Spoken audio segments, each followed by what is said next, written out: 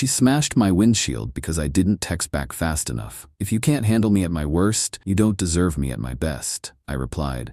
I don't want your best. Then I called the police. She screamed from the cop car, "This isn't what Marilyn Monroe meant." My girlfriend Brittany had a favorite quote. You've probably seen it on Instagram, maybe on a wine glass, definitely on a throw pillow somewhere. If you can't handle me at my worst, you don't deserve me at my best. Marilyn Monroe. Except Marilyn Monroe never said it. It's a misattributed quote that's become the battle cry of people who use it to justify terrible behavior. And Brittany, she used it constantly. Left me on read for 6 hours while she was out with friends? If you can't handle me at my worst. Forgot my birthday? If you can't handle me at my worst. Started an argument in a Target over which brand of paper towels to buy. If you can't handle me at my worst. Threw my Xbox controller against the wall because I said I needed to finish a work project instead of watching a movie with her. Marilyn Monroe said it best. If you can't handle me at my worst. The controller was $65 to replace, by the way. She never paid me back. I should have ended it after the first month. But she was fun when things were good. The problem was good kept getting shorter and worst kept getting longer. Month 1, 80% good, 20% worst. Month 3, 60% good, 40% worst. Month 6, 30% good, 70% worst. Month 8, I was just surviving. My friends tried to warn me, dude, she's crazy, my friend Mike said over beers one night. She's not crazy, she's just passionate. She keyed your car a few months ago. That was a misunderstanding. She carved "text me back" into your driver's door. She apologized. Did she pay for it? No, that's my point. He was right. I knew he was right, but I kept making excuses. The final straw came on a Tuesday. I was at work, software developer. Sometimes I'm in meetings, sometimes I'm heads down coding and don't check my phone for hours. This is normal. This is my job. Brittany knew this. Didn't stop her from texting me 17 times in 90 minutes. Hey, hello? Are you ignoring me? Why aren't you answering? This is ridiculous. You're probably texting other girls. I can't believe you. You know what? Forget it. I'm done. We're done. Don't even bother responding. Actually respond. Respond, fine. Wow. I finished my meeting at 3 p.m. Checked my phone. 17 messages, all in caps toward the end. I texted back. Was in a meeting. What's up? 3 dots appeared, then disappeared, then appeared again. Too late. Too late for what? You'll see. That's never good. I called her. Straight to voicemail. Texted again. No response. I had a bad feeling. Got in my car at 5:30 to head home. Walked through the parking garage to my space. My windshield was gone. Not cracked, not shattered with glass everywhere. Gone. Like someone had taken a sledgehammer to it and completely demolished it. Safety glass in a million pieces covering my dashboard, my seats, the ground. The entire windshield was just absent. There was a note on my steering wheel, written in lipstick. Her lipstick. The expensive Sephora one she made me buy her last month. If you can't handle me at my worst, you don't deserve me at my best. She signed it, MM, as if she was Marilyn Monroe. I stood there, looking at my destroyed car, looking at the note, looking at the glass everywhere. Then I pulled out my phone, called the non-emergency police line. Hi, I'd like to report vandalism. Someone destroyed my car windshield. Are you in danger? No, I'm at work. Came out and found it. Do you know who did it? Yes, my girlfriend. Your girlfriend destroyed your windshield? Yes. Why? I didn't text her back fast enough. Long pause. Sir, I'm sending an officer. Officer Martinez showed up 20 minutes later. Young guy, probably late 20s. Took one look at my car and whistled. Damn, she really went for it. She did. You said your girlfriend did this? Yes. You sure? I showed him the note, the lipstick signature, the text messages, the progression from hey to you'll see. He took photos, lots of photos. Called a second officer for backup documentation. You want to press charges? Absolutely. You understand this could lead to her arrest? I understand. Criminal mischief. Possibly criminal damage to property depending on the cost of the windshield. Could be a misdemeanor or low-level felony depending on the amount. How much are we talking? What kind of car? 2022 Honda Civic. Windshield replacement is probably $800 to $1,000. With the labor and the premium glass, could hit $1,200. That puts it in felony territory in this state if it's over $1,000. Then I definitely want to press charges. He nodded. We'll need to locate her and take her statement. She lives with me, apartment on 5th and Main. You want to come with us? We'll need you to provide a statement at the station anyway. Can I drive this? He looked at my car. No windshield, glass everywhere. Absolutely not. That's a safety hazard. You'd get pulled over in 3 blocks. I'll call a tow truck. Good idea. I called my insurance. They sent a tow to take the car to their approved repair shop. Sent me a rental car voucher. Then I got in the back of Officer Martinez's patrol car and we drove to my apartment. Brittany's car was in the parking lot. We went upstairs. I unlocked the door. She was on the couch, eating ice cream, watching Netflix, like nothing happened. Specifically, she was watching The Notebook. Because of course she was. She saw me, then saw the cop behind me. What's going on? Officer Martinez stepped forward. Ma'am, I'm Officer Martinez. Are you Brittany Walsh? Yes. We're here regarding an incident involving vandalism.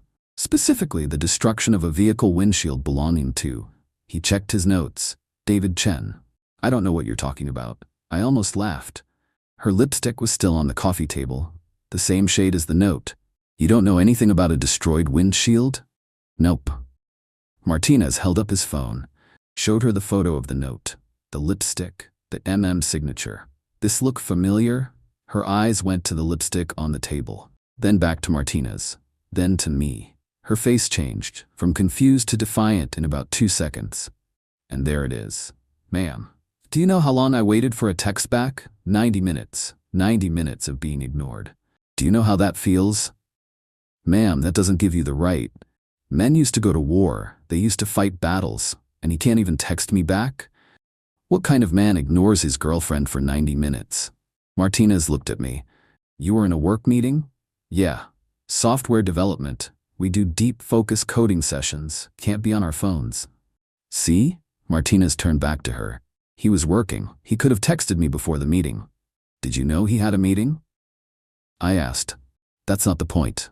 That's exactly the point, Martinez said. You destroyed his property because you felt ignored. That's illegal. If you can't handle me at my worst, you don't deserve me at my best. That's what Marilyn Monroe said. Ma'am, Marilyn Monroe never actually said, yes, she did. It's a famous quote. It's everywhere. It's on mugs and pillows and it's fake, Martinez said. That quote is widely misattributed. There's no record of Monroe ever saying it. She stared at him. What? The quote is fake. It originated from a random blog post in 2011. That's not true. It is. You can Google it. I don't care.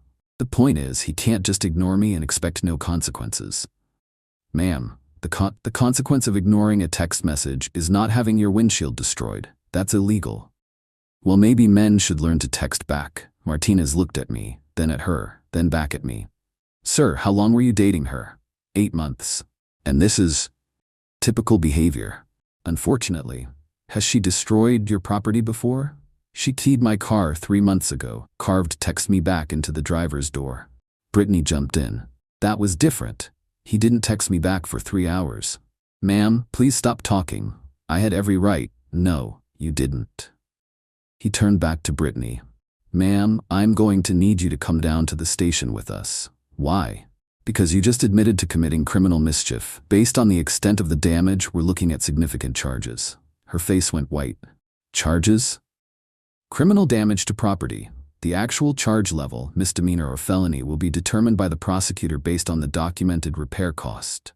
But you admitted to destroying his vehicle, and from what I saw, that's substantial damage. I'm not going anywhere. Ma'am, you can come voluntarily, or I can place you under arrest. Your choice. This is insane. Over a windshield? Over deliberate destruction of property that you've admitted to. He probably deserved it. Ma'am, I'm going to need you to stand up and place your hands behind your back. You're arresting me? Yes, ma'am. For what? I just explained. This is ridiculous. She stood up. Martinez cuffed her. Read her Miranda rights. You have the right to remain silent. She did not remain silent. This is abuse. He's abusing me. I'm the victim here. Ma'am, you destroyed his property. Because he was ignoring me. That's not abuse. Emotional abuse. He was emotionally abusing me by not texting back. Martinez looked exhausted. Ma'am, you need to stop talking. They walked her down to the patrol car. She was yelling the entire way. If you can't handle me at my worst, you don't deserve me at my best. Martinez put her in the back seat, closed the door. She was still yelling, muffled now. This isn't what Marilyn Monroe meant. He turned to me. You want to come give your statement now? Yeah. We drove to the station, Brittany yelling the entire way, something about how I was going to regret this, how she was the best thing that ever happened to me, how I'd never find anyone like her again. That last part was the goal. At the station, I gave my full statement, timeline of the texts, the meeting I was in, coming out to find my car destroyed, the note, everything. They processed Brittany, took her fingerprints, mugshot, the whole thing. She was screaming from the holding cell, "You don't deserve my best, you don't deserve me." I called back to her, "I don't want your best." "What?" I said, "I don't want your best, keep it." More screaming. Detective Williams tried not to smile. A detective named Williams took over the case. Older guy, probably seen everything. "How long you been together?" 8 months. "This her first time destroying your property?" "No, she keyed my car 3 months ago when I didn't respond to a text for 3 hours." "You report that?" "No, she apologized, said she'd never do it again, gave me the Marilyn Monroe quote. The worst and best thing?" "Yeah. You know Marilyn Monroe never said that, right?" "I do now. It's from a random person's blog in 2011. People just slapped Monroe's name on it and it went viral. That actually makes a lot of sense." Williams took notes. "We'll need to get the actual repair estimate before the prosecutor files formal charges. Arraignment scheduled for day after tomorrow at 2 p.m. That'll be preliminary charges, criminal mischief. Once we have the dollar amount documented, prosecutor will amend if it hits felony threshold." "How much for felony?" "Over $1,000 in this state." 2 days later, the repair shop sent me the official estimate. Windshield replacement for a 2022 Honda Civic with all the sensors and cameras, $1,247.82. I forwarded it to Detective Williams. He called me within an hour. "Got your estimate. $1,247. That's over the threshold. Prosecutors amending the charges to criminal damage to property in the 3rd degree, Class E felony." "Good. She gonna make bail?" "How much is bail?" "For a felony property damage, probably $5,000. She needs 10%, $500 cash. She doesn't have $500. Then she's staying in custody until arraignment." "Good." He raised an eyebrow. "You sound relieved." "I am. Gives me time to pack her stuff and change the locks." "You live together?" "My apartment, my name on the lease. She moved in 4 months ago." "You'll need to do a formal eviction, even though she just committed a felony against me?" "Unfortunately, yes. She's established residency. You need to give her 30 days notice or go through the courts." "So she can come back and destroy more of my stuff?" "You can get a restraining order. That would keep her out immediately." "How do I do that?" "File tomorrow. Judge can grant a temporary order same day if there's evidence of property damage or threats, which you have." "I'll file tomorrow." I went home, packed all her stuff, boxes in the living room, changed the locks. Cost me $150 for an emergency locksmith at 9 p.m. Worth it. The next morning I went to the courthouse, filed for a restraining order, included the police report, photos of my windshield, screenshots of her threatening texts, the lipstick note. Judge granted a temporary restraining order within 2 hours, effective immediately. Brittany was not allowed within 500 feet of me, my home, or my workplace. 2 days after her arrest, her arraignment happened at 2 p.m. By then, the prosecutor had received my repair estimate and upgraded the charges to felony. I showed up to watch. She was brought in wearing an orange jumpsuit. Hair a mess, no makeup, looking miserable. The judge read the charges. Criminal damage to property in the 3rd degree. "How do you plead?" Her public defender whispered to her. "Not guilty. Bail is set at $5,000, 10% cash." "Your Honor," her lawyer stood up. "My client doesn't have the means to post bail. Then she'll remain in custody until trial." "Your Honor, this is her first offense. This is her first charge. According to the police report, she has a history of property damage against the victim." Brittany started crying. "I'm sorry, I didn't mean it. I was just upset." "Ma'am, you need to be quiet." He ignored me for 90 minutes. "Ma'am, if you can't handle me at my..." The judge banged his gavel. "Ma'am, if you continue, I will hold you in contempt. She shut up. Trial is set for 6 weeks from today. Defendant will remain in custody. Her lawyer tried to argue. Judge wasn't having it. They took her back. As she was being led out, she saw me in the gallery. David, tell them it was a mistake. I didn't mean it. I didn't say anything. Please, I'm sorry. Still nothing. You don't deserve my best anyway. There it is. 6 weeks later, I showed up for trial. Turns out I wasn't the only victim. The prosecutor had found 2 other guys, ex-boyfriends, both with similar stories. Guy number 1 took the stand first. His name was Dr. James Park, cardiothoracic surgeon.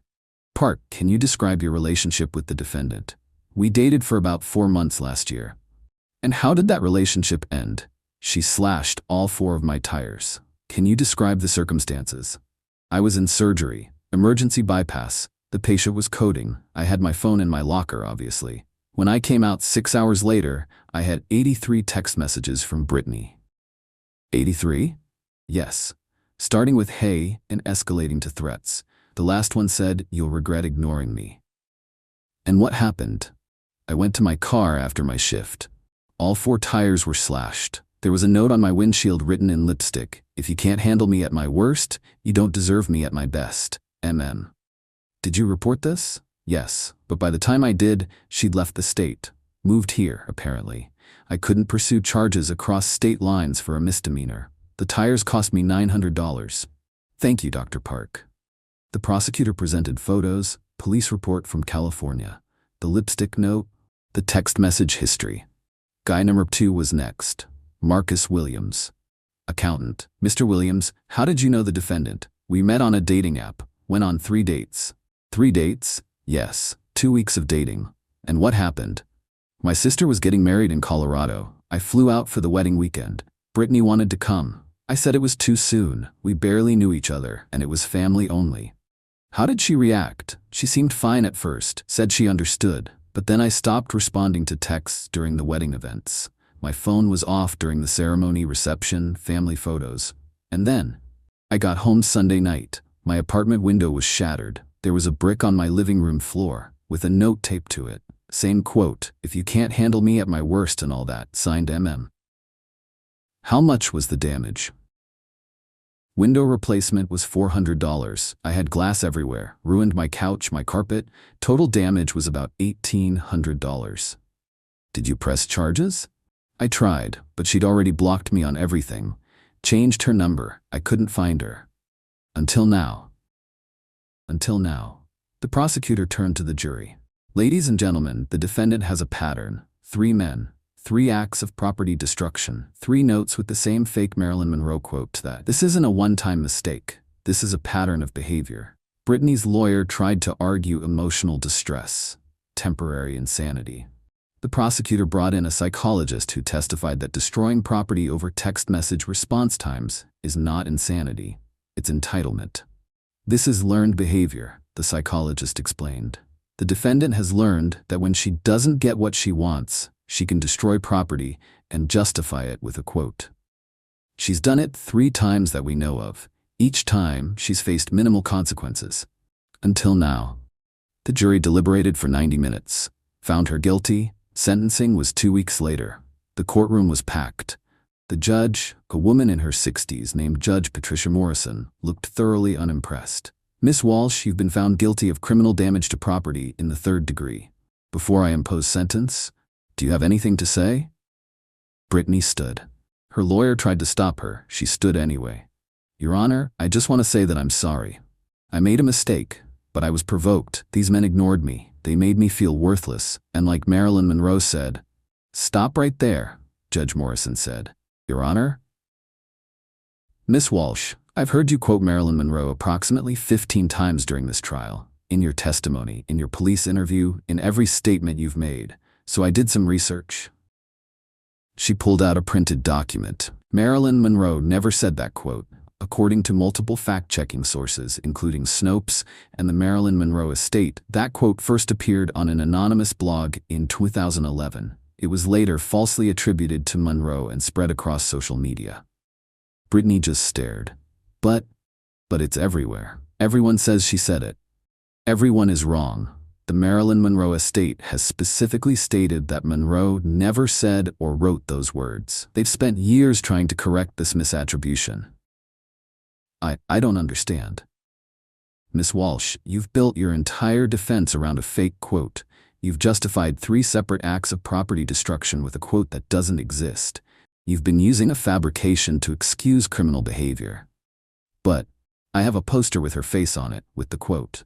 Posters can be wrong, t-shirts can be wrong, wine glasses can be wrong. That doesn't make the quote real. Brittany sat down slowly. My whole Instagram is that quote.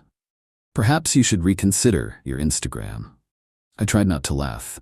The 2 other victims in the gallery were failing at the same task. Miss Walsh, the court takes into account your history of similar behavior and your complete lack of remorse. Despite being confronted with 3 victims, you've continued to insist they deserved what you did. You've shown no understanding that your actions were wrong. I hereby sentence you to 18 months in county jail, 3 years probation upon release, mandatory anger management counseling, and restitution to all 3 victims for property damage. Brittany started crying. This isn't fair. You destroyed 3 people's property because they didn't respond to text messages fast enough. They ignored me. Miss Walsh, the world does not revolve around you. People have jobs, obligations, lives outside of their relationships with you. Your inability to understand this does not give you the right to destroy their property. Marilyn Monroe.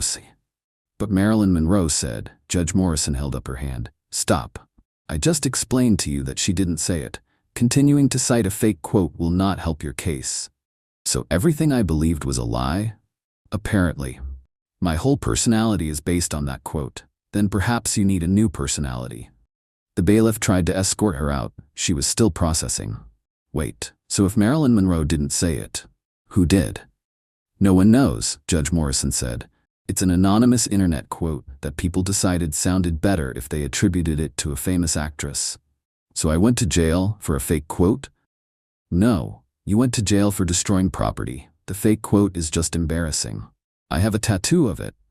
Then you have a permanent reminder to fact-check before you commit crimes. They took her away? I got a check for $1,247.82 3 months later. Restitution for the windshield. Insurance had already covered it, so I just deposited the money. Used it to take a trip to San Diego, went to the beach, ate good food, sent a postcard to Dr. Park and Marcus. Thanks for testifying, if you're ever in town. Dr. Park texted back, got my $900, taking my wife to Hawaii. Cheers. Marcus sent a selfie from his new apartment with his replaced window visible in the background. New place, no crazy ex, living the dream. Best $1,247.82 I ever made. Brittany got out after 14 months. Good behavior. Still had probation. I heard through mutual friends she got a job at a call center. Lost most of her friends. Moved back in with her parents. Still quotes Marilyn Monroe on social media. But now people just comment, isn't that fake? And she deletes the posts. One of her former friends sent me a screenshot. Brittany had posted the quote again, on a photo of herself at the beach, looking wistful. Top comment, that quote is fake and you went to jail for it. Maybe pick a new aesthetic? Second comment, girl, we've been over this. Third comment, Marilyn didn't say that and you know it. She deleted the post 10 minutes later. Her mom called me once about 6 months after she got out. David, this is Susan, Brittany's mom. Hi, Susan. I just wanted to apologize. I didn't raise her to act like that. I don't know where it came from. It's not your fault. She's been in therapy. The court-mandated anger management actually helped. She's trying.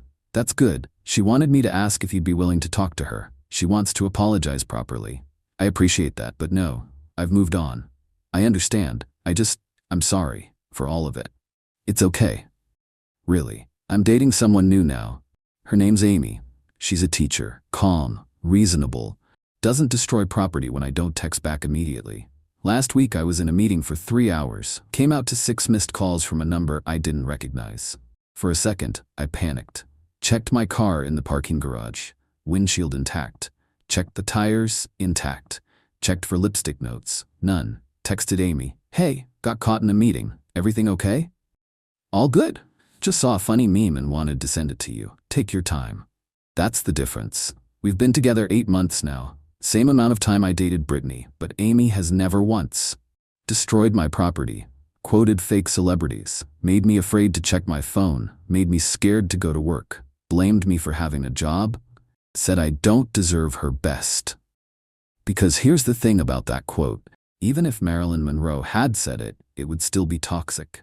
If you can't handle me at my worst implies that your worst is somehow acceptable, that people should tolerate bad behavior because sometimes you're nice.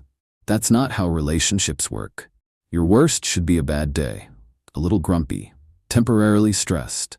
Your worst should not be property destruction, abuse, or criminal behavior. And if your worst involves vandalizing someone's car, they don't owe you a chance to show your best. They owe you a police report. Sometimes I wonder if Britney ever figured out the quote was fake. If she ever realized she destroyed 3 relationships and went to jail over a misattributed Instagram caption. Actually, I don't wonder. I know. Last I heard, she got a tattoo of it. If you can't handle me at my worst, you don't deserve me at my best. Right there on her ribs. Permanent. Just like her criminal record. And somewhere in Hollywood, the Marilyn Monroe estate is still trying to get people to stop attributing that quote to their client. Good luck with that.